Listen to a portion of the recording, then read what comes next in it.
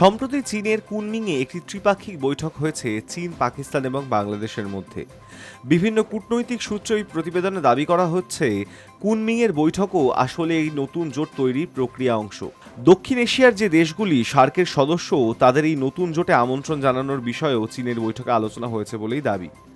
যদিও এমন কোনো জোটের বিষয়ে আলোচনার কথা অস্বীকার করেছে বাংলাদেশের অন্তর্বর্তী সরকার। তাদের দাবি, বেজিংয়ে কোনো রাজনৈতিক বৈঠক হয়নি।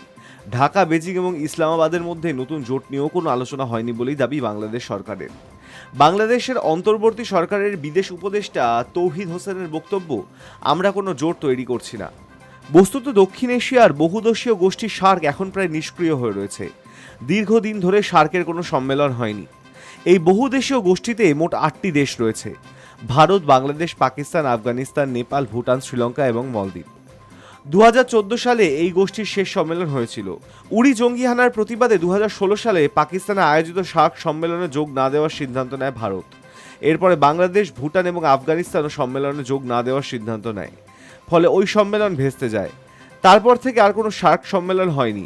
বর্তমানে সার্ক গোষ্ঠী দৃশ্যত নিষ্ক্রিয় অবস্থাতেই রয়েছে। পাক সংবাদ মাধ্যমে তথ্যের ভিত্তিতে পিটিআই জানিয়েছে, নতুন ওই সম্ভাব্য আন্তর্জাতিক মঞ্চে ভারতকেও আমন্ত্রণ জানানোর কথা ভাবা হচ্ছে বলেই দাবি সূত্রের। নতুন গোষ্ঠীতে আমন্ত্রণ জানানো হতে পারে শ্রীলঙ্কা, আফগানিস্তান এবং মালদ্বীপকেও। দাবি করা হচ্ছে, আঞ্চলিক যোগাযোগ এবং বাণিজ্যে আরও গতি আনতেই এই নতুন গোষ্ঠীটি তৈরির উদ্যোগ নেওয়া হয়েছে। যদিও কূটনৈতিক মহলের একাংশের অনুমান, পাকিস্তানের তত্ত্বাবধানে যদি এই আন্তর্জাতিক গোষ্ঠী তৈরি হয় এবং সেখানে ভারতকে আমন্ত্রণ জানানো হয়, সেক্ষেত্রে ভারতের যোগ না দেওয়ার সম্ভাবনাই প্রবল। Hi News network.